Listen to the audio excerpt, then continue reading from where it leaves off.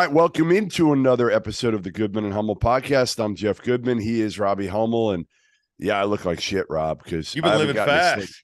You've been living fast is what you've been doing. Listen, all right. First of all, 2 nights ago, I did the Champions Classic, and I go back. Talia went with me because she was in Bloomington, which is only 50 minutes from Indianapolis, as you know. So, double overtime first game. We'll talk about the Champions Classic here in a bit. We get back to the room at like 2:30, and she got to get up the next morning for a test. But I had an early flight with Doster to Austin, Texas, for the Gonzaga Texas game last night. So we got to get up at 5, and the problem was I couldn't fall asleep till 4 because my daughter was snoring pretty loud. And usually I'm the one who gets yelled at by my wife because I snore. So my wife has to leave the room. You'll find all this stuff out when you get a little bit older. When I'm mature. She has to, yeah. Well, when you're mature, I don't know when that'll happen. But so my wife has to leave the room. So I get yelled at plenty of times because I'm loud, and obviously Talia, unfortunately might have picked up this awful trait from me. And so I got like an hour. I don't sleep on planes really at all. So then, and last night, obviously, the game ended late in Austin, and Doster and I went out a little bit after the game. So, yeah, my eyes probably look like shit. Austin has claimed another victim. That's right. Normally, it's bachelorette parties, bachelor parties, college students, but this time it's 50-year-old Jeff Goodman who's been claimed as well. Damn, man. And I'm going to Vegas today. Oh, Jesus. So I'm glad we're not doing this podcast tomorrow morning. At least today, I wouldn't have made it. Yeah, I wouldn't have made it for train wreck, dude. Yes, no. Where are you staying? Oh, I made a mistake here, and in Vegas, you mean, or here? Yeah, in Vegas. In Vegas, the Park MGM. No, that's good for the arena. It's perfect. Exactly. I mean, the Cosmopolitan's the one that I always stay at. Yeah, any of those in the city center are good. And that's where all the action is anyway, right. From like right. Park MGM to the Bellagio. I don't know how nice the rooms will be. I don't really care. I stayed there in college. Did you? They're like, yeah. That was when it was the Monte Carlo. Yeah. It's fine. What Vegas hotel on the Strip is that bad? Yeah. It's really exactly. All right, let's get to last night's game. Because I also did forget I took the wrong laptop charger. So this podcast could be. I'm looking at the battery. All right, ever the professional. No doubt. Yeah, not pretty. But what was pretty was Texas's offense last night. Their offense, like, imagine. I actually said that to Beard after the game. I said it was like basically going to get a root canal last year watching Texas's offense. Last night it was pretty. The motion was, well, listen. Everything looks better when you're making shots, no matter what you're running. It could be the tight flex, it could be the motion, whatever it is, right? And last night, Tyrese Hunter was making shots. And he didn't do a lot of that at Iowa State last year. He was awesome. And it made, to me, Marcus Carr look good. And they've got other weapons. And Gonzaga, frankly, did not look good at all last night. Mark, you could see it in his face. And, I was talking to him after the game a little bit. He's like, we got a lot of work to do. They do. That's fair to say. Yeah. My biggest impression early on is always not to overreact too much. Okay. Like, I like this Texas team. I like last year's, and that was kind of unfounded. That was more based on Chris Beard than anything else. This year, the difference for me is it's not a new coach in a new program. Now he's kind of got his culture established, right? Last year, he inherited a bunch of guys that weren't his, right? Andrew Jones, Courtney Ramey, guys that really weren't his, that had been used to losing. And I felt like he accomplished about as much as he could last year with the group that he had. They lost to Purdue in the second round? Is that right? Yeah. Yep. Yeah. Dylan Mitchell is a stud who knows exactly what he is, Rob. Like, he doesn't complain at all. They love him here, and he's potentially a first-round pick. Probably a first-round pick, to be honest. I'd say he would have had the dunk of the night, but the Brazil kid from Arkansas took Holy that. Shit. That dunk was insane. Yeah, but Dylan Mitchell was nice, too. I mean, that tip back that he had. He can go get it. He can go get it, and he's different. He fits in Number one, because he's different and super athletic. Number two, because he's probably the highest rated pro prospect they have, and he doesn't give a shit. He doesn't complain. He doesn't try to make shots that he can't. He's not shooting from 18 feet to prove to the NBA guys, and there were a ton of NBA guys in the arena last night. And we'll get to the arena, which was awesome. The Moody Center, brand new last night. What were your impressions of Texas? I think aside from the shot making, and I agree with you, I love Tyrese Proctor's Hunter's game. Just from seeing him in the NCAA tournament last year here in Chicago. Yeah. And he was a playmaker and he was a big time defender. But if he's going to shoot like that, and Fran Fraschilla was talking about on the broadcast about all the work he's put in, he's going to shoot to that caliber. Who knows, But the depth of Texas is what stood out. Daisu coming in and looking healthy this year and giving the spark that he does. Sir Jabari Rice, just a winning player. There's a lot of guys that came in and gave good minutes, whether they were freshmen, whether they were returners, whether they were transfers. Yep. They love Rice. Brock Cunningham came in and played great. The pieces now fit as long. And again, my thing is always like, was that a career night for Tyrese Hunter? It could be. That was, what was he? 5 of 8 from 3, 9 of 14 from the field. Yeah. That could be. He shot 27% from 3 last year, and coming into the night, he was shooting 18. Right. Now you could say, well, small sample size. He's 1 for 7 in his first 2 games. Yeah. But I don't know if he is the knockdown shooter that's going to be able to make 5 threes in a game. It was funny to watch at one point when he was truly on fire. And Marcus Carr, I saw him in Minnesota. He get close to triple doubles. Right. He's a good player. He's really talented. Yeah. I just worry that at times now I know where you're going with this. I know where you're going. 7 assists. Yes. His thirst to score at times when you're like, dude, you've got a dude at the dumbest times. No, I know. He took a shot and T.O. tweeted about it. It was spot on because you've got a guy that's literally in the zone. And when that's the case, you've just got to be like, all right, just give it up. You got to have feel. You got to have feel as a point guard. But he has a thirst to score. And it's crazy to say that because he does have 7 assists. 1 turnover. Think about Christian Bishop just coming off the bench and being one of your backup bigs. He's a good player. Was a good. But that's kind of what because Dylan Disu was pretty good. Now again, defensively, listen, Drew Timmy's gonna abuse everybody in the country. Like nobody anymore. I don't think anybody can stop Drew Timmy these days. 1-on-1, anybody. How much length is there? Obviously Drew Timmy. That's his probably biggest issue is scoring over major length and athleticism. Who do you like better, Tolu Smith or Drew Timmy? That was that was T.O.'s comparison. One we'll never forget. We will never let die. We will never let die. I think T.O. finally has a newfound respect of Drew Timmy for watching. After watching him in person, he got. And he didn't have his best game. But they're not giving him any help. And we'll get to Gonzaga. Yeah, let's get to Gonzaga in a minute. Let's get to Gonzaga. But Texas, are they second weekend contenders? Are they Final Four contenders? No, and what do you need to see from them? I think they're definitely a team that you could chalk into Final Four contenders. Yeah. They have multiple primary ball handlers. Right. The shooting they make 13 threes. Right. We'll see how that continues on. That's not going to be what they average. Right. But I do think with all the playmakers, with some of the youth, with some of the experience, with their depth, with the way they're going to guard you. Chris Beard's teams have always been terrifying because you're like, they are going to guard their asses off. Yeah. And they're going to make it really hard for us to score. But now they have guys who can get into the paint. They've got some guys that I think are going to shoot it pretty well from 3. They've got role players. They've got a little bit of everything. And they're going to get seasoned in the Big 12, going up against the Baylors and the Kansases. They will be battle tested. If they stay healthy, win the Big 12? Can they win the Big 12? Yeah. I think I haven't seen a ton of Baylor yet. I know they're talented as well. From watching Kansas as the champions, I like Kansas' team. But I don't think Kansas it's not one of those years where you look at the Jayhawks and you're like, oh my God, this is overwhelming talent. They're good. And the way they grinded that out at the Champions Classic 2 nights ago was impressive. But they can win the Big 12. Listen. When you're Kansas has a couple guys who can really, really score that right? Jalen Wilson can really score.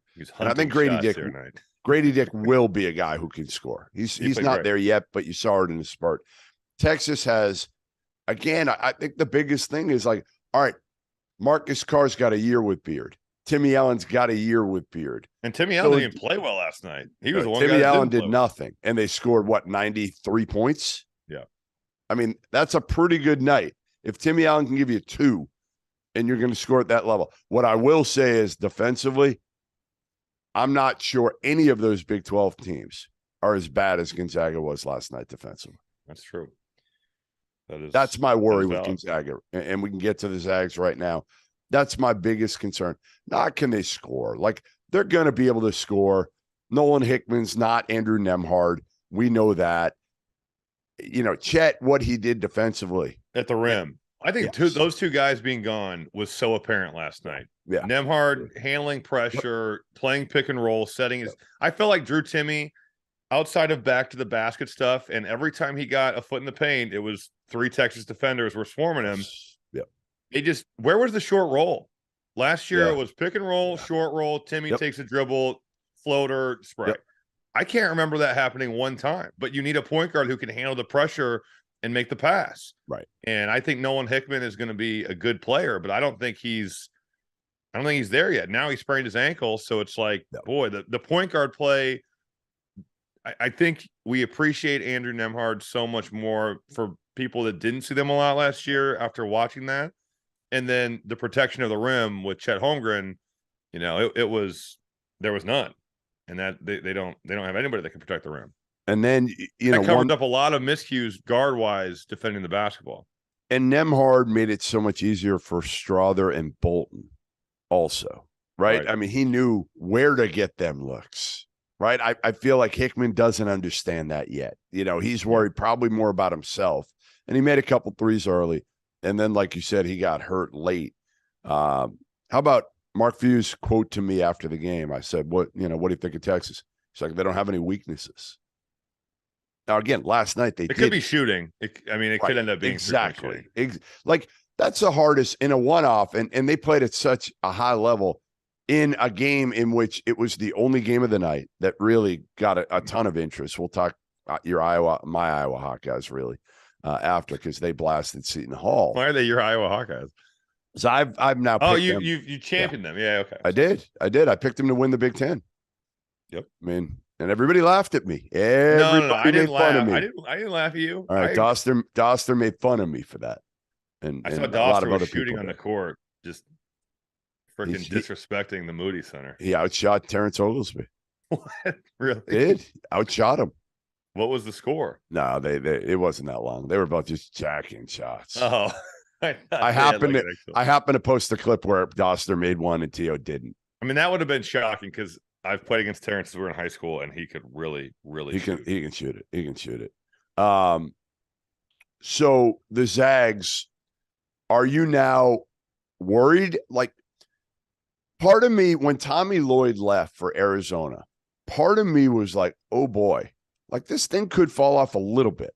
I'm not saying it's ever going to go to a point where Gonzaga is not going to be running the WCC, but what Gonzaga had done over the last few years was get to a point where they're consistently in the conversation as the preseason number 1 team, as a national title contender, and having a top, lottery pick, right? Having NBA guys. Drew Timme obviously is still there for a reason, because if he was good enough, to be a first rounder, he would have been gone by now. Same thing with Julian Strother. He was probably a second rounder last year. They don't have that dude.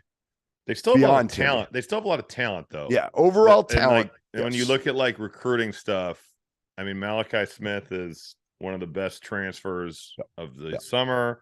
It's not like they haven't been getting good players. But there's no Chet Holmgren. There's no Jalen Suggs. Those guys were the elite. Yes, and I don't even know if Tommy Lloyd got them both. I know he got them. Yeah, I don't know how much his recruiting was Tommy Lloyd versus Mark Few. So I guess that's hard to say. Right. But this could also be a total overreaction. It's just a cyclical. Okay. Yeah. This could be an overreaction. They could be really good. That's always the issue early in the season. They didn't play great on the aircraft carrier, but those conditions are pretty hard to play in, I think. Right. I think they're a step down. I think they are a step down from what they've been because they don't have that game-changing guy next to Drew Timme. Is that fair? I don't think I'm ready to say that because from watching the Champions Classic, I didn't think those teams played all that well either, and they could be really good. Well, that's but they have high end, I guess, higher level recruits that are freshmen that are playing, but I didn't watch the Champions Classic and think, wow, these teams are so much further ahead than Gonzaga. Texas was last night. I don't know if Texas is going to be like that for the entire year. I just think it's too early to say. And you know what Texas had that Gonzaga didn't? They had even older dudes. Like Drew Timme's been around. Well, Marcus Carr's really, really been around, right? This is fifth year? Yeah. Fifth year for Marcus Carr? Yeah. I mean, a lot of those guys, Timmy Allen, fifth year. Like, those guys are men. Like, Nolan Hickman's not. Okay, but like the difference between Drew Timme fourth year and I'm not saying Drew Timme. I'm not counting him. But Hickman, Salas, right. Rusher Bolton is old. Right. He's been around a long time. Strother's played enough. I'm just saying like Texas has some guys that are like really old. They've got a great mix of old. They're going to challenge you. They've got a great mixture of youth, veterans, transfers. Yeah, and no doubt. They've all bought into the way that Beard wants to play. And that's part of it. And on top of that, they've got great momentum with that arena now. That place looked awesome on TV last night. It was really nice. It holds about 10,000. So here's the deal with the Moody Center. And I don't know how it comes across on TV, but the upper level is full of like suites for the most part. And it's built for concerts. And they have this huge screen that goes across, and they have the ability to do whatever they want with it. Beard said they're like tinkering. They're trying to figure out almost how to use it right now. But it was not intended. They don't want it to be a 16,000 seat arena. They had that with the Irwin Center, and it wasn't good, frankly. They want it to be a 10,000 seat arena, and that's the lower bowl. And what Beard did, and obviously he needed help from the administration. The students fill like 72% of the lower bowl, like the good seats, whatever. In football, that would not roll, but because of the way that basketball is there, they're probably like, all right, fine. And it's better. Yeah, better for the atmosphere. It was really good. It got loud in there. It's obviously not at the level yet that he had Texas Tech at in terms of those fans, but he thinks he can get it there. He really does. He thinks he can get it to where there is rabid. There's still, Texas football fans first. I'm not sure that'll ever change. They're probably high school football fans second. But that's so true. But they'll listen. It was a home court advantage last night for probably one of the first times since I was there when Avery Bradley had it rolling and Damian James had it rolling. I mean, think about even like the Durant years. They would fill the Irwin Center, right, or close to fill it, but it was never an atmosphere where you were like, whoa, like when you go to a Purdue or Indiana or Kansas or Duke. Yep. I'd been there for I did an NIT game there, and it was one of the worst atmospheres. Not that the NIT brings out the best in high major crowds, but it was like, whoa, it was really bad. And even regular season games. It's a definite upgrade. And people were kind of clowning it for you can't even sell it out. I don't think the thing is what it is. They didn't try to sell it out. They'll never sell those tickets. That's where Matthew McConaughey's sitting up top drinking the wine. Minister of Culture. The Minister of Culture. Night? He wasn't there. Yeah. Probably filming a movie.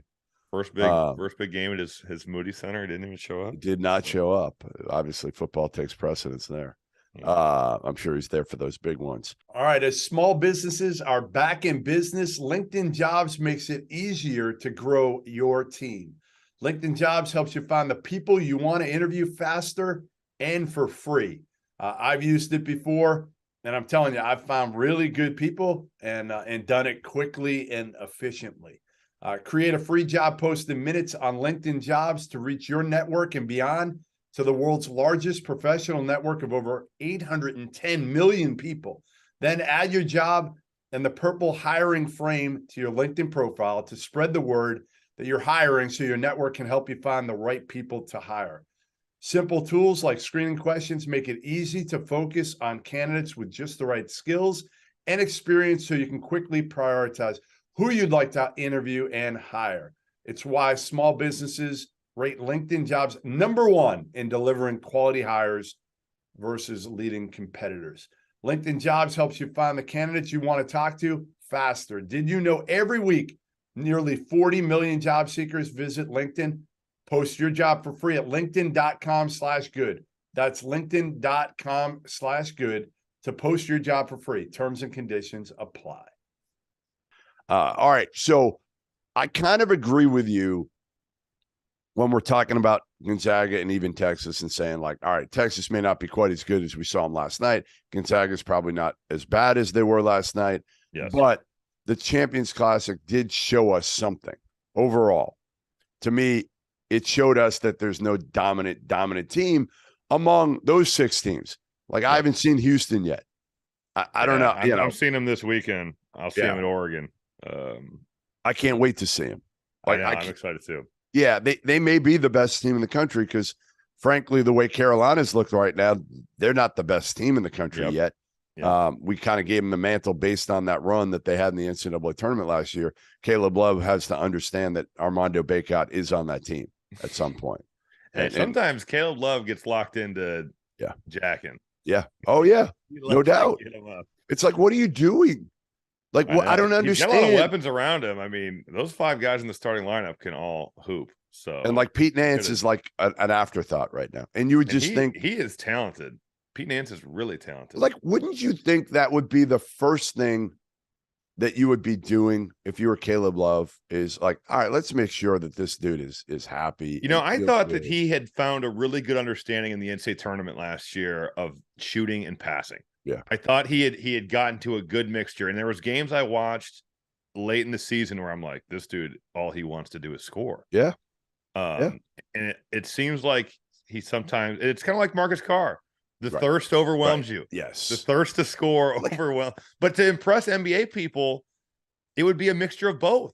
It would be playmaking. It would 100%. Okay, if you're open, sure, we want you to shoot it, but get him involved, make him feel comfortable. Get Armando Bacot the ball. You know, like there's other guys out there that can play.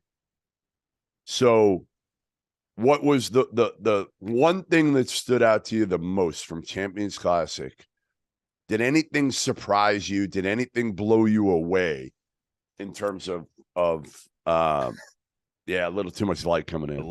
Probably a good thing. Less light might be better for me right now. Those hungover eyes are struggling. Yes. You know what? And I don't want this to take away from what Michigan State did, because they hung in there and they made plays, and in double overtime they made some. You know, Joey Hauser was great. Monty Sissoko is like a different freaking player. I cannot fathom it. He was a dude that would come in and foul 4 times and be a big that you were like, he has no control of his body. He's just he was going to transfer to Western Michigan. He's just fouling the hell out of everybody. Yeah. And now he's fluid running the floor. He's catching lobs. He's making post moves. Like, it's like Tom Izzo said that he'd gotten way better, and everybody's like, yeah, okay. Right. Shit, he did. Yeah. So that's not my main takeaway. And I don't mean this in any way to take away from Michigan State, but I was shocked at the lack of execution by Kentucky late. The inbounds play. You weren't the only one. The first Malik Hall slip to force overtime. Oscar Tshiebwe is above every player. Right. Why? It's a good read, but it's the only read. I mean, you have to go there because the defense is so abysmal. Yeah. The press play was awesome by Tom Izzo, but you can also argue, I guess you're pressing to try to take some time off the clock, but if you don't, they've got to still score in the half court, which at times can be a struggle for that Michigan State team. Offensively, it was like, what are they running?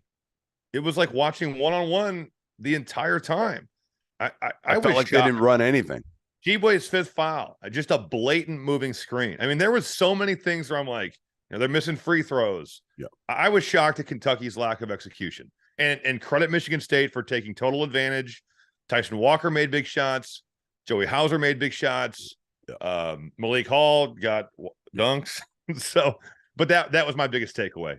holy crap, Kentucky gave the game away. It's hard not to think that way when you watch the game because Kentucky had the game so many different times. They lost it 7 different times, right? After winning it 7 different times. Yes, I mean, it was crazy. And again, like credit to Michigan State, credit to Izzo, and Cal took some accountability for it and said we didn't execute. That's on me. But then there was the excuse of, but we haven't had 3 guys. But they have veteran guys. Right. I mean, they have some youth too, but Jacob Toppin is 5th-year senior. Right. Yes. Sheboy is 5th year. Yeah. And Sheboy's been in the program for a year and a half now. He's been there for a year and a half. I agree. I thought is Antonio Reeves an older guy too? No, well, older guy transferred from Illinois State. Yeah. There was guys making mistakes that you're like, these guys should not be doing this. No doubt. That was a big takeaway for me. The other takeaway with Kentucky is they're going to be really friggin' good. They're going to be really good because the pieces fit together. I like Casey Wallace. Oh, he's awesome. He plays his ass off. Yeah. No, he defends. I asked Cal this after the game. Did he answer? Yeah, we walked for about 5 minutes to the bus, just the two of us. Together? Yeah, together. We were hugging. No, we were not hugging. But I did ask him, like, when's the Casey Wallace, the last guy who defended like that as a freshman for him might have been Michael Gilchrist. He was on the perimeter. Defensively. I mean, this kid comes in and he wants to guard and he can run a team and he can make an open shot and even a contested one at times. Like, he's not a bad shooter. So I think he's the guy that changes them. But he also does a little bit of everything. 5 rebounds, everything, 5 assists, 8 steals. I've said his 14 you points. Can't look at the box score honestly to judge the impact of Casey Wallace, and the box score looks pretty good. 2 nights ago, you could. That's a pretty impressive box score. But a lot of times you'll look at it and be like, all right, he only scored like 7 points, and it's like, damn, he does everything. He also led him in minutes. He played 44 minutes. Right. He's awesome, and they've got shooters, and the shooters, those 2 shooters, didn't make shots. CJ Frederick and Antonio Reeves didn't really make shots. 1 for 7 and 2 for 7. Right. Where Joey Hauser did. Joey Hauser kept him in the game. And there have been these rumblings out of East Lansing that he has been maybe their best player throughout the fall.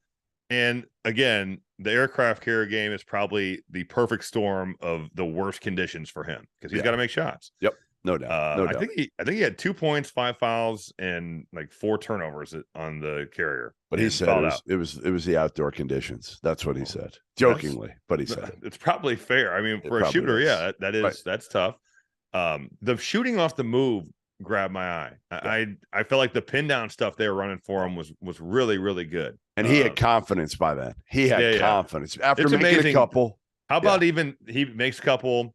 He gets a kick out late, I think in the second half, shot fake, 1 dribble pull up. Yep. When you make shots, the way defenses guard you, it just opens everything up. All of a sudden you can be a driver where you're not having to grind it out past an athlete because they're sprinting at you, they're running by you, shot fake, 1 dribble pull up. It just, when the ball goes in the basket, from a confidence standpoint and from a way that defenses guard you, it changes the game. And he was feeling confident, and he played great. I mean, 23 points, that's big time. 8 rebounds. He played really well. He was good. Like you said, Tyson Walker was really good down the stretch. And to me, they're a team that they're probably not going to blow you away this year. They're going to have to do it collectively. And Jay Nakins probably keeps getting a little better and better and more comfortable. I will say, end of the game, it will be interesting to see who is the guy. Yeah, that's definitely going to be. And last year, Tyson Walker had a game winner against Purdue. Yep. They kind of took turns. I feel like it should be Walker making the decision. I'm not again, especially with Sissoko's ability to roll now. You could set a ball screen. Yep, for a lob. Hogard can make plays, but you worry about Tyson Walker as a shooter. He can get to his pull up, which he likes. He can shoot threes. Hogard, he's got to get into the paint for a layup or a floater to be a threat to score. Yeah. But and then you surround him with Hauser and Hall and so yeah. I think I agree. Listen, I think we got to a point now where we're like, all right, you know what? Michigan State, like, they can finish. I don't know if they can win the Big Ten, but they can win a lot of games in the Big Ten this year. We're coming into the year. I was thinking, man, because Izzo, I think they're 500 over the last 2 years in the Big Ten, or right around there. I'm thinking, shit, it's probably another 500 year for Tom. Sissoko changes everything. He really does. Everything. Because you think Marcus Bingham's out of there. Who is playing center? And you're like Sissoko or Jackson Kohler or one of the other freshmen. That's not gonna, get it done. And now I'm all, that's fine. I mean, listen, the Cooper guy, you have about as good a chance of stopping Oscar Tshiebwe as the Cooper kid they put in late. Here's the thing about me and Oscar. If we went up together, he's got to guard me too. So I'll just take him on the perimeter, and threes are better than twos. You think so? Although he defended at times really well. He did. Oscar's gotten. I mean, listen, he made like a 17-footer. He did. At one possession late, it was late, and he should have gotten the ball and tried to score on the post, and he faded away. The shot he took late in the game was horrible. Yeah. And you think Oscar Tshiebwe is going to chase me off all those screens? Please. Well, not right now. Not after missing a month with his knee. I'll give him another couple weeks. No. Those big guys, they have tractor vision to stay around the painted area. It's true. It is. They might be out there for a little bit, but you start coming off screens, and it's a different animal for those dudes. I still say this, and people will rip on me for this, for how I do my rankings, but I think I have them at like 11 right now. Kentucky. I think they will be. You can't. I mean, that's fine because you cannot overreact to one game. Right. I was disappointed in them, but they can come out and they're going to play a schedule that gives them opportunity against plenty of good people, and they could look totally different. They got Gonzaga Sunday. They've got Gonzaga Sunday. Totally. How big is that game? Gonzaga could blow them out, or Kentucky could blow Gonzaga out, and now we feel totally different about Kentucky or the Zags. It's the problem, I guess, with us doing these types of podcasts, especially when you do it every night, is that the nights get so amplified when it is a 5-month season, especially when there have been no other big games. Well, I was thinking, thank God for the Gavitt games. Thank God for the champion. You were so excited for Seton Hall, Iowa, which we'll get to in a minute, just because, again, like Seton Hall, Iowa this year, and Seton Hall's not very good. Looks like it's been one of the better matchups of the early season. All right, give me your quick thoughts on Duke, Kansas before I get your take on the Iowa Hawkeyes. I think Duke is definitely really talented. Filipowski, I thought, is for being 7 foot, his skill set is quite impressive. It is. Not starting Derek Lively because he's been hurt. I think that changes. I really like Tyrese Proctor. I thought in the second half he was really comfortable in terms of making plays for himself and other people. Him being aggressive is going to be huge. The fact that they led late in that game, I think, is a good sign for Duke. Because they're young. They're they have so much youth out there. I like Duke's team. I think as they get healthy and you get Derek Whitehead back.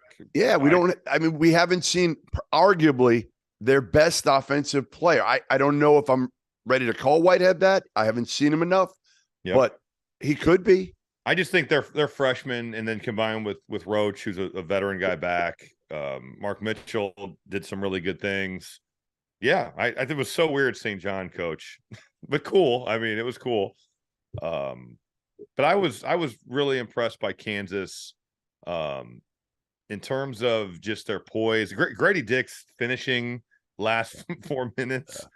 First of all, as a cutter, he is tremendous. The back cut out of the corner. The next play that he hit the three, it was the realization that, oh, wow, we're 5-on-4. I can pop back and I'm wide open. Yep. Makes the three. Yep. And the cut from the top of the key, it's awesome. A really ballsy pass, but big time cut. I mean, he made so many plays down the stretch. I thought DeJuan Harris was tremendous. Yep. People were clowning us for not drafting him as a point guard. Yeah. In our draft, and I kind of was like, no. Right. Well, because you can't score. But after watching him last night with the lack of point guards, I think they might have a case to be critical. He's an elite defender. Elite defender. Big time passer. He's just you got to put him with 4 guys who can score. And my question to you is, does Kansas have a lineup even with 4 guys that can score that you're going to put him out there with? Now, maybe by the end of the year, okay, you could put him with Grady Dick as a veteran freshman who's consistent. with Jalen Wilson, who doesn't miss every three that he shoots. He shot 26 times, dude. It's a lot. He was on the prowl to score. Yeah. Well, there was nobody else. No, he had to. He had to. Right. I mean, Grady Dick didn't take a shot. Yeah. Didn't take a shot in the second half until about 4 minutes left. Yep. Who do you think was their best lineup? Wilson, Harris, Dick, McCullough, and it's going to be the Uday. It's going to be Uday, but he can't score. That's the problem. He's their best inside guy. He gives you rim protection. He gives you a guy who can rebound, but he can't. He's just a roller. Like that's all he is. So, but I feel like that's big KJ Adams. Yeah, it's probably okay though. I mean, as long as Jalen Wilson's not 0-7 from three, right? And McCullough's got to be more aggressive. And he was good in the first half. 10 shots. Yeah, he probably needs, to be a consistent third scorer that's averaging 12 to 14. But as a third scorer, taking 10 shots is what that's going to be his volume. Yes. No, I think that's your best lineup down the road. I think KJ Adams coming off the bench is what you want. I mean, he's really undersized. He is a tank. He plays so hard and he's so tough. Listen, the one thing you can't question with this Kansas team is their toughness. And their winning got pedigree. Some tough dudes on this. Like Bill Self likes this group for their toughness, but again, it's hard. Sometimes it'll be hard to watch them try to score. All right, before we run, the Iowa Hawkeyes, the team that I believe I picked as the biggest surprise in the Big Ten in our preseason deal. I have picked them to win the Big Ten. I've also think I picked Indiana. I probably picked every team to win the Big Ten on, a different call or a different radio show. But I really liked this Iowa team going into the year, and I got clowned for it. You've seen them in person. You saw them dismantle a very average Seton Hall team last night. What do you think of them? I think they're really good.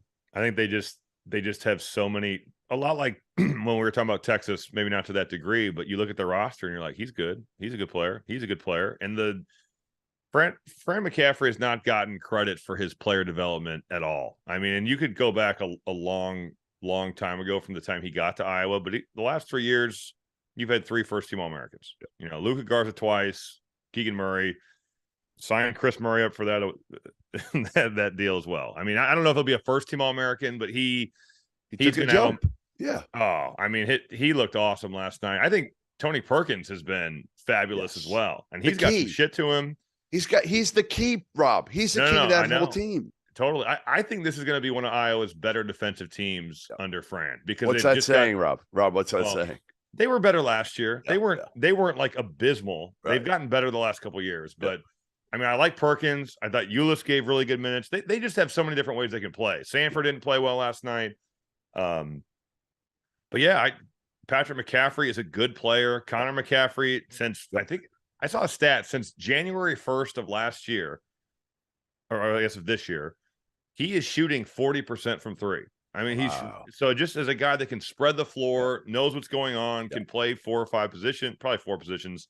I just really like their team. Rebracha's improved. He's aggressive, and they play fast. They don't turn it over. They chuck it up from 3. Yep. And they've got guys that can also get to the rim. They were posting the shit out of Chris Murray last night. And the big boy can do what you need him to do. He doesn't need to score. They've got enough scores. He knows his role, and he's he was doing against Bethune-Cookman, and I think he'll do it the whole season. Is he was taking rebounds off the rim defensively and pushing it out. So you got 5 dudes that can take it off the glass. And did he look okay doing? I mean, it's Bethune-Cookman. You know who he looked like doing it? Who? He looked like Ethan Happ dribbling the ball up the court. Okay. Who was very comfortable in doing that. I'm not saying he is Ethan Happ as a as a player. Yeah. But that's who he reminded me of, breaking it out and pushing the ball up the floor. They're going to be a team that I think finishes in the top 3 or 4 of the Big Ten. All right. Well, listen, I got to run. I got to catch a flight to Vegas. Playing a little blackjack. When you land, you need to go to one of those Rejuvenate vans. Get your How much are those? How much I don't know, but you need it. If it's $1,000, pay it. You're saying I don't look good. You can hear it in your voice, and you can see it in your eyes. Yeah, it's a tough one to hide when you go back-to-back nights with no sleep. And when you're my age, it's hard enough for you, but When you get 15 years more on you, it'll be really hard for you to combat no sleep. You know what? If you're gonna hoot with the Owls, you got to soar with the Eagles in the morning, Jeff. Listen, I'm gonna be good. I got Baylor, Illinois, UCLA, and Virginia this weekend. The main event is a sweet deal. It's great. I was there last year. It's fun. With Arizona right? and Michigan. It is a good tournament.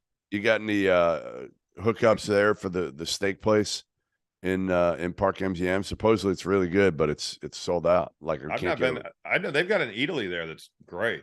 Yeah, we'll do that. My wife and daughter awesome. Talia's flying out there too. So yeah, we'll catch some games. You got what do you have this weekend? Oregon. I'm going to Oregon for Oregon Houston, and then I'm out to PKI. So you got a few days in between.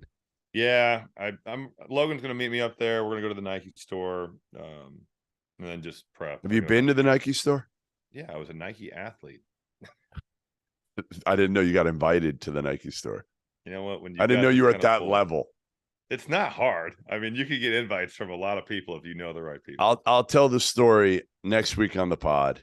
We'll try to figure out around Thanksgiving. Well, you and I probably be together in PK 85. Oh, yeah. I'll tell the story of my confrontation with Daniel Dockich at the Nike store next week. All right. So if there's a reason to tune in, that's the tease. That is the tease. So make sure you subscribe. Make sure you watch Goodman and Hummel podcast, and we'll see you next week.